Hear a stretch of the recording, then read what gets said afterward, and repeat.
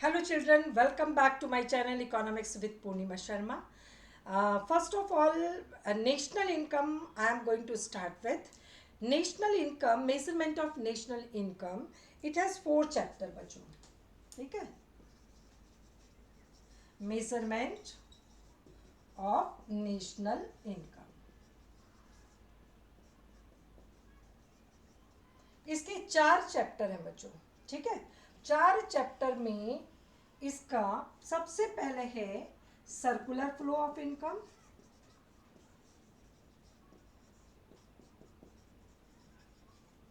ठीक है? दूसरा चैप्टर है बेसिक कॉन्सेप्ट्स। थर्ड चैप्टर है आपका aggregates of national income.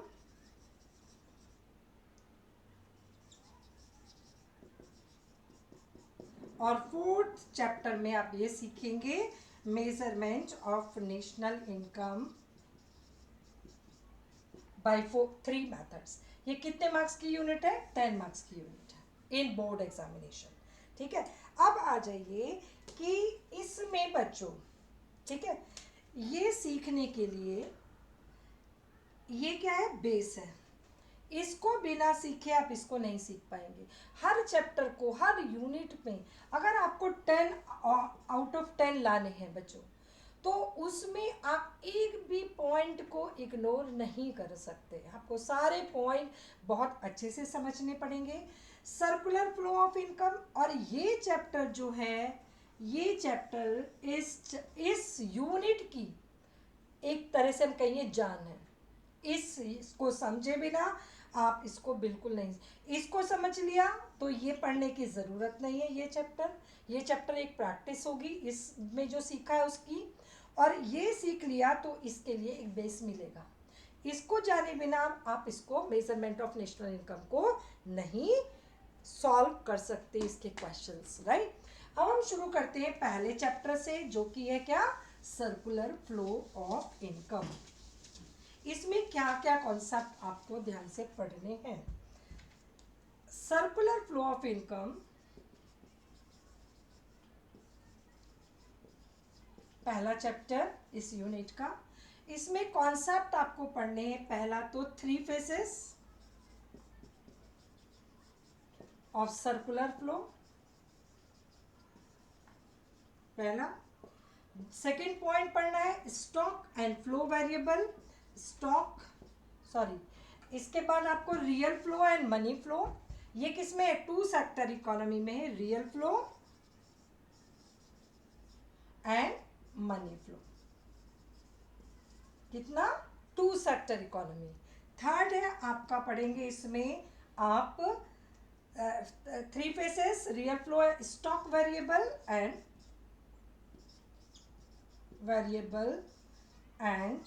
Flow variable. बस ये 3 चीज़ें आपको इस चैप्टर में पढ़नी है। अब इसमें देखो बच्चों, अंडरस्टैंडिंग बहुत ज़रूरी है। अंडरस्टैंडिंग के बिना आप इकोनॉमिक्स का पेपर अटेम्प्ट नहीं कर सकते, और अंडरस्टैंडिंग से अगर आप पढ़े तो इकोनॉमिक्स का पेपर बहुत ही सिंपल होता है। इसमें एक वर्ड पे 2 नंबर मिल जाते हैं, और वो वर्ड मिसिंग हो और स्टोरी लिखी हो तो आपको 0 मिलता है। तो यहाँ पे अंडरस्टैंडिंग पे फोकस करना बच्चों। हम ये first 3 faces of circular flow, पहले मैं वर्ड, आपको हर चीज का मीनिंग समझना है। Circular flow of circular flow, the 3 faces of, ये सर्कुलर वर्ड को समझना। सर्कुलर मतलब सर्कल, ठीक है? ये हमारा जो इनकम का फ्लो हो रहा है, कैसा हो रहा है? सर्कल में हो रहा है, यानी कि यहां से स्टार्ट हुआ फिर यहीं पहुंच गया, ठीक है? अब इसको समझने के लिए पहले एक पुरानी कहावत होती थी बच्चों, कि पैसे के पैरे नहीं होते हैं, आज मेरे पास, तुम्हारे पास, और लौट के फिर मेरे पास। ये नहीं सोचो मेरे पास आ गया तो मेरा ही हो गया, ये लौट के फिरकहीं भी जा सकता है, मेरे पास भी आ सकता है। अब इससे रिलेटेड एक सीरियल में है तारक मेहता का उल्टा चश्मा बच्चों। उसमें एक एपिसोड था आपका, कि तारक मेहता का एक 100 या कितने रुपीस का नोट होता है, मैं भूल गई, और उस पे उसने कुछ नोट किया होता है। नोट के ऊपर पहले लोग लिख लेते थे कुछ भी, तो जो उसने जो नोट किया हुआ होता है कुछ इंफॉर्मेशन, अब वो नोट किसी उसको ऑटो रिक्शा वाले को दे देता है। अब वो परेशान कि उस पर मैंने ये चीज़ नोट की हुई थी, परेशान। और उसके बाद क्या होता है कि लौट के वो नोट उसी के पास आ जाता है, यानी कि यहाँ से शुरू हुआ और यहीं से पे आ गया। तो ये सर्कुलर फ्लो है। अब इस सर्कुलर फ्लो के पीछे रीज़न क्या है? इनकम ऐसे क्यों घूमती है? ठीक है, ये ऐसे क्यों नहीं चलती? इसके पीछे रीज़न है कि जो ह्यूमन वांट्स हैं बच्चों, वो क्या है? अनलिमिटेड है, अनलिमिटेड है, रेकरिंग इन नेचर। कैसी है? Recurring in nature. इसके कारण ये क्या है? सर्कल है। That is the reason for this circular flow, not of this. ये स्ट्रेट वे में नहीं चलती कि यहां से पैसा चला, यहां पे आया, फिर यहां पे आया, खत्म। नो, ये पैसा कैसे चलता है? पैसा चलता है यहां से शुरू हुआ, फिर यहां आया, फिर यहां आया, फिर यहां आया, फिर यहां आया, फिर यहाँ आया, फिर यहाँ आया, फिर यहाँ, ऐसे चलता है पैसा। पैसे का फ्लो सर्कल में चलता है, पैसे का फ्लो ऐसे नहीं चलता। उसका रीज़न क्या है? कि human wants are unlimited and recurring in nature. ठीक है, अब आ जाइए, इसके 3 फेसेस पढ़ाऊंगी बच्चों कि इसके 3 faces circular flow of income के क्या है। बहुत ही प्रैक्टिकली हर चीज़ को पढ़ना है कि मैं प्रोड्यूसर हूँ, ठीक है, मैंने प्रोडक्शन की करना है। 2 सेक्टर होते हैं, एक तो हाउस होल्ड होता है, हाउस होल्ड सेक्टर, वो क्या है? Factor services provider.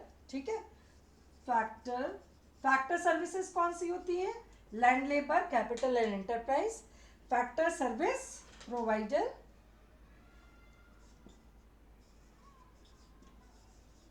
और फर्म होती है। 2 सेक्टर है। ये क्या है? They are firms are doing production and firms doing production with the help of household sector. House firm, suppose मैं फर्म हूँ बच्चों, मेरे को क्या करना है? प्रोडक्शन करना है। क्यों? क्योंकि human wants are unlimited and recurring. Human being क्या कर रहे हैं? वांट्स जनरेट कर रहे हैं। उन वांट्स को सेटिस्फाई करने के लिए मैंने क्या किया? प्रोडक्शन शुरू किया, गुड्स और सर्विसेज बनाना शुरू किया। अब मैं अकेले तो नहीं बना सकती, अकेले मुझे फैक्टर सर्विसेज सारी इनवाइट करना पड़ेगा, जैसे लैंड को, लेबर को, कैपिटल को, एंटरप्राइज, सारी सर्विसेज, फैक्टर सर्विसेज मिलके क्या करेंगी? प्रोडक्शन करेंगी। Without a single factor services we can't do the production. These are the 4 factor services necessary to make the output of goods and services, right? तो अगर मैंने suppose goods and services का production किया, मैं क्या हूँ? Firm, ठीक है, तो मैंने क्या हाउस होल्ड से ये फैक्टर सर्विसेज बनाई, हायर की, with some remuneration to be paid in return of factor services. तो ये पहला फेज था इस सर्कुलर फ्लो का। कौन सा? Production phase, production phase.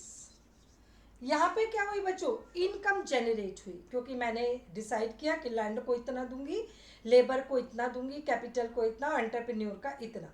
तो यहाँ पे क्या हुई? इनकम जनरेट हुई। तो इसको हम क्या बोलते हैं? Income generation phase. अब मैंने प्रोडक्शन कर लिया बच्चों।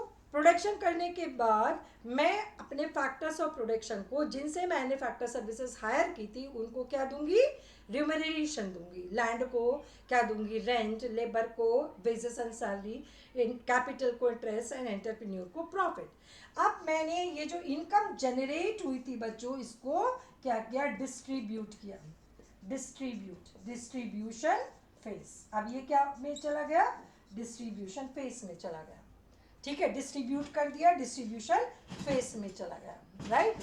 अब डिस्ट्रीब्यूशन फेज में जाने के बाद ये किधर? अब ये हम लोगों को बाकी हाउस होल्ड सेक्टर को मिल गया। अब हाउस होल्ड सेक्टर ने क्यों प्रोडक्शन किया था? For the satisfaction of their wants, they involve in productive activities. They do the work to earn, right. अब उन्होंने पैसे जब मिले बच्चों, तो उस पैसे का क्या किया, उस पैसे से गुड्स एंड सर्विस खरीदी, उस इनकम को डिस्पोज्ड ऑफ किया, क्यों, for the satisfaction of their wants, right. अब ये पैसा क्या हुआ, डिस्पोज्ड ऑफ हुआ, तो इस फेज को क्या बोलते हैं, डिस्पोजिशन फेज। पैसा जो जनरेट हुआ था, फिर डिस्ट्रीब्यूट हुआ, फिर डिस्ट्रीब्यूट होने के बाद लोगों ने इस पैसे को मिले के क्या किया, डिस्पोज्ड ऑफ किया, काहे के लिए, for the satisfaction of their wants. और ये जब उन्होंने गुड्स एंड सर्विसेज खरीदी बच्चों, किससे, फर्म से, हाउस होल्ड किससे खरीदेगा, फर्म से, तो ये वापस किसके पास चला गया पैसा, फर्म के पास। फर्म के पास था पैसा, फिर किसके पास आ गया, हाउस होल्ड के पास, हाउस होल्ड ने फिर कंजप्शन किया गुड्स एंड सर्विसेज का, डिस्पोज्ड ऑफ की इनकम, फिर किसके पास आ गया, वापस फर्म के पास। यानी कि फर्म से शुरू हुआ, फिर हाउस होल्ड सेक्टर के पास, ये फर्म है और ये हाउस होल्ड से फिर फर्म के पास। अब ये यहाँ नहीं रुकेगा, अब ऐसा नहीं चल रहा है, ये गलत है। फिर फर्म क्या करेगी, फिर फर्म प्रोडक्शन करेगी, फिर फैक्टर ऑफ सर्विसेज हायर करेगी, क्यों, क्योंकि human wants are unlimited and recurring in nature. अब बच्चों लास्ट ईयर का बैच चला गया तो स्कूल तो बंद नहीं हो गए ना, स्कूल तो फिर भी चल रहे हैं, क्योंकि दूसरा बैच आ गया, क्यों, क्योंकि ह्यूमन वांट्स आर अनलिमिटेड। तो फिर से प्रोडक्शन होगा, फिर से प्रोडक्शन होगा, तो फिर से हाउस होल्ड सेक्टर से फैक्टर सर्विसेज हायर की जाएंगी, फिर इनकम जनरेट होगी, जनरेट होने के बाद फिर डिस्ट्रीब्यूट होगी, डिस्ट्रीब्यूट होने के बाद फिर लोग उस पैसे का काय में खर्च करेंगे, for the satisfaction of their wants, disposed of करेंगे इनकम को, और जब डिस्पोज्ड ऑफ करेंगे तो फिर ये वापस किसके पास चलेगी, प्रोड्यूसर्स के पास, और फिर से प्रोडक्शन शुरू हो गया। तो ये क्या है, 3 faces of circular flow of income. अब यहाँ पे आपको बहुत अच्छे से समझना है बच्चों, इसी सर्कुलर फ्लो ऑफ इनकम पर 3 मेथड होते हैं मेजरमेंट ऑफ नेशनल इनकम, जो लास्ट चैप्टर है। यहाँ पे अगर हम इन तीनों जगह पर हम नेशनल इनकम कैलकुलेट कर सकते हैं। अगर इनकम हम यहाँ पे ऐड कैलकुलेट करें जहाँ पे जनरेट होती है, तो हम क्या ऐड करेंगे, हम ऐड करेंगे value of all final goods and services, right, produce in the same year. अब यहाँ पे जब हम value of final goods add करेंगे तो कौन सा मेथड लगेगा, वैल्यू एडेड मेथड। कौन सा मेथड लगेगा, value added method, output method, product method, जहाँ पे हम ऐड क्या कर रहे हैं, value of all final goods and services. अगर मैं यहाँ पे पैसा पहुँच जाए, यहाँ पे कैलकुलेट करूँ डिस्ट्रीब्यूशन फेज पे, तो कौन सा मेथड लगेगा बेटा, इनकम मेथड। बच्चों यहाँ पे कौन सा मेथड लगेगा, इनकम मेथड। और यहाँ पे मैं क्या ऐड करूँगी, सम ऑफ फैक्टर इनकम। यहाँ पे मैंने ऐड किया था sum of value of all final goods and services.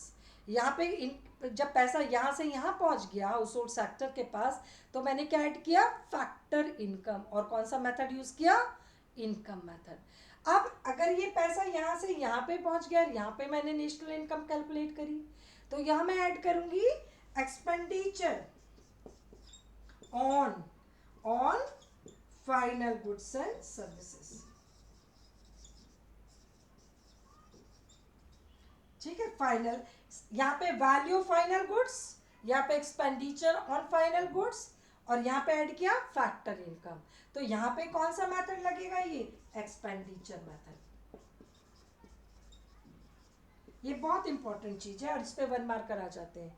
यहाँ पे हमने लगाया वैल्यू एडेड मेथड, यहाँ पे लगाया इनकम मेथड, यहाँ पे क्या ऐड करी, वैल्यू ऑफ फाइनल गुड्स, यहाँ पे ऐड करी फैक्टर इनकम, और यहाँ पे ऐड करी क्या, expenditure on all final goods and services by all 4 sectors, right. तो ये है सर्कुलर फ्लो ऑफ इनकम। अब आ जाइए नेक्स्ट आपका कॉन्सेप्ट है इसमें, real flow and money flow. Real flow by name it is clear, यहाँ पे मनी नहीं सर्कुलेट होती, क्या सर्कुलेट होता है, goods and services from one sector to another. CBSE में केवल 2 सेक्टर इकोनॉमी लिए फॉर कन्वीनियंसी, इजी कॉन्सेप्ट बनाने के लिए। वैसे ही सर्कुलर फ्लो 3 सेक्टर के बीच में होता है, 2 सेक्टर और 3 सेक्टर के बीच में अगर हो रहा है, जैसे कि हाउस होल्ड और फर्म दो सेक्टर हो गए, और house hold firm and government 3 sector हो गए, तो उसको क्लोज्ड इकोनॉमी बोलते हैं। और अगर house hold firm government and rest of the world भी ऐड करते हैं, कि हमारा आजकल तो ग्लोबलाइजेशन है, इनकम का flow rest of the world के साथ भी होता है, तो इस इकोनॉमी को हम बोलते हैं 4 सेक्टर इकोनॉमी और open economy, having the economic transaction with rest of the world. तो ये 4 सेक्टर इकोनॉमी हो गई। अब बच्चों कि ये सर्कुलर फ्लो ऑफ इनकम आपके सिलेबस में केवल 2 सेक्टर इकोनॉमी में है, जहाँ पे 2 सेक्टर कौन से हैं, हाउस होल्ड सेक्टर, और जो कि क्या सर्विसेज प्रोवाइड करता है, फैक्टर सर्विसेज, और कंज्यूम करता है गुड्स एंड सर्विसेज, और दूसरा है फर्म। अब real flow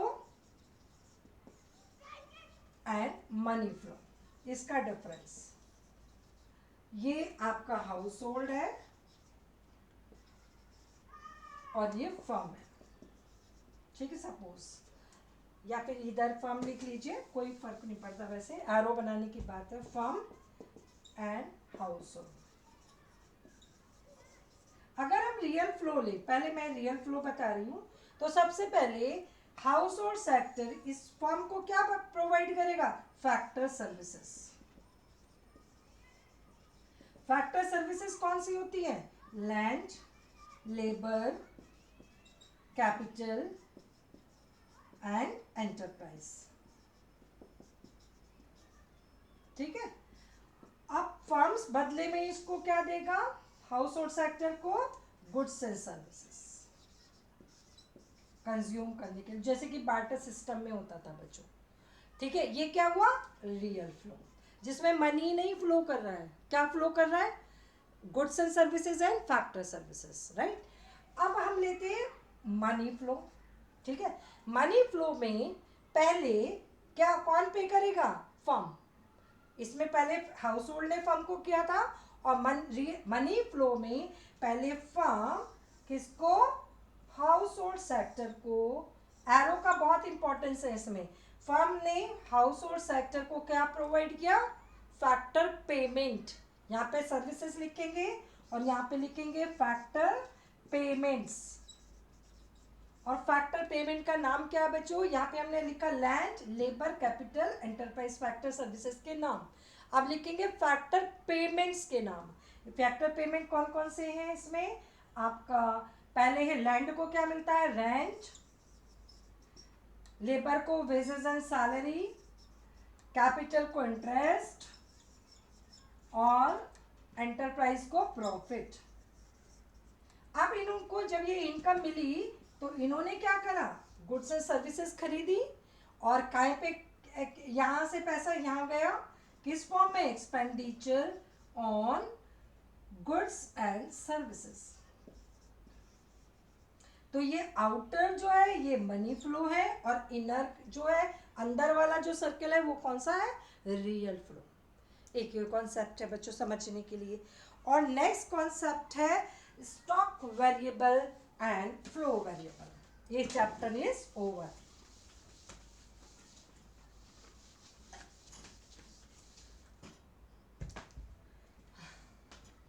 stock variable and flow variable.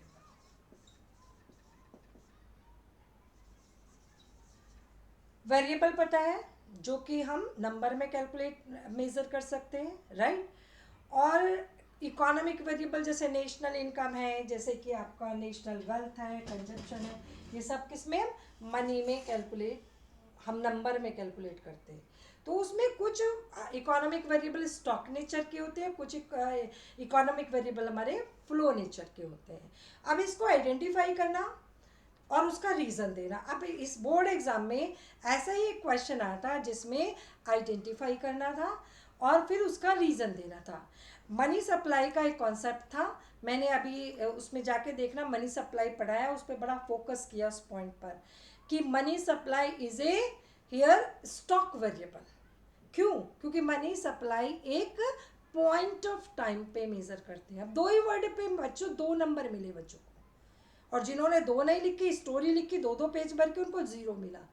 सिर्फ उनको बताना था it's a stock variable because it is measure here at a point of time, उनको मिला। लेकिन इसमें पूरी डेफिनेशन मांगी गई थी, पूरी CBSE के ने जो मार्किंग स्कीम में दिया था कि money supply refers to the total volume of money held by the public. Public means user who demand for money measured at a point of time. ठीक है, तो लास्ट में जाके सब लोग पॉइंट ऑफ टाइम मेजर कर देख के नंबर दे रहे थे, लेकिन आपको पूरा डेफिनेशन लिखना है इसका। अब आ जाइए स्टॉक वेरिएबल, ये किस पे मेजर होता है? पीरियड ऑफ टाइम पे, और ये होता है पॉइंट ऑफ टाइम पे। ठीक है, अगर मैं एक ये टैंक बना दूं बच्चों, ये आपके बुक में भी दिया है, और ये मैं पूछूं आपसे कि 2 PM पर कितना पानी है इसमें, 2 PM पर, ठीक है, तो ये मैं किस पे मेजर कर रही हूँ? पॉइंट ऑफ टाइम पे, राइट, और 31 मार्च, ठीक है, तो ये पॉइंट ऑफ टाइम। अब पीरियड ऑफ टाइम पे पर आवर टाइम डायमेंशन इसके साथ, per hour during the day, right, कितना पानी इसमें ऐड हो रहा है टैप से, ठीक है, पर आवर इसमें कितना पानी ऐड हो रहा है, तो ये क्या हो गया? फ्लो वेरिएबल, क्योंकि ये पर आवर यानी कि पीरियड ऑफ टाइम पे हम मेजर कर रहे हैं 1 मिनट से 60 मिनट तक, 1 घंटा पीरियड ऑफ टाइम। तो ये इसका बेसिक डिफरेंस है। All the economic variable which are measured at a point of time, they are considered as stock variable, and which are measured at a point during the period of time. During period of time, they are known as flow variable. ये इसका basic difference है। जैसे कि income हम पूरे महीने काम करते हैं तब at the end of month मिलती है, तो ये क्या हुआ हमारा? इनकम, नेशनल इनकम क्या हुई? फ्लो, ठीक है। सेविंग भी पूरी इनकम का एक पार्ट हम सेव करते हैं जो हम पूरे ईयर में कंट्री में जनरेट होती है, तो सेविंग भी क्या हुआ? फ्लो, क्योंकि during the year, during a period of time. और जो सेविंग जोड़ के अकुमुलेट करके हम रखते हैं, जो हमारा वेल्थ में कन्वर्ट हो जाता है। अगर मैं पूछूं कोई मेरे से पूछे कि आपके पास कितनी एफडीज है, तो अभी इसी पॉइंट ऑफ टाइम पे मैं बता सकती हूँ कि मेरे पास कितना पैसा जमा है। तो वेल्थ क्या हो गया? स्टॉक वेरिएबल, क्योंकि इसको हमने पॉइंट ऑफ टाइम पे मेजर किया। और इनकम पूरे महीने काम की, सेविंग पूरे महीने काम किया, कंजप्शन पूरे महीने के बाद हमने इनकम जो जनरेट हुई उससे पूरे महीने किया, तो ये क्या हुआ? हमारा फ्लो वेरिएबल हुए। तो नेशनल इनकम, राइट, आपका national consumption, capital formation, investment, they all are flow variable, ठीक है। और आपका stock variable like money supply, like wealth, national wealth, ये सब क्या हमारी स्टॉक वेरिएबल होते हैं, क्योंकि ये किस पे? एक पॉइंट ऑफ टाइम पे हम मेजर करते हैं।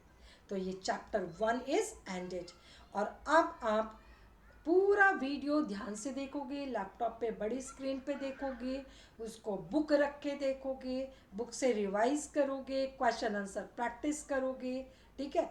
और उसके बाद अगर आपको 100% समझ में आ जाता है तो don't forget to subscribe, like, comment, क्योंकि मैं भी क्या हूँ? एक ह्यूमन बीइंग हूँ बच्चों, मुझे भी क्या चाहिए? मोटिवेशन चाहिए। अब एक कोट जो मुझे पहले बोलनी थी मैं अब एंड में बोल रही हूँ, पूरी वीडियो देखो और ये कोट समझो, उसको एक्सेप्ट करो कि मुश्किल नहीं है इस दुनिया में, मुश्किल नहीं है कुछ दुनिया में, तू ज़रा हिम्मत तो कर, ठीक है। इस दुनिया में कुछ भी मुश्किल नहीं है, कुछ भी इम्पॉसिबल नहीं है, तो हिम्मत तो कर।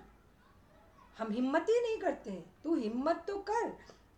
ख्वाब बदलेंगे हकीकत में, जो आपने ख्वाब देखे हुए अपने फ्यूचर के, तो ख्वाब बदलेंगे हकीकत में। तू ज़रा कोशिश तो कर। अगर हम कोशिश ही नहीं करेंगे तो हमारे ख्वाब क्या ख्वाब ही रह जाते हैं।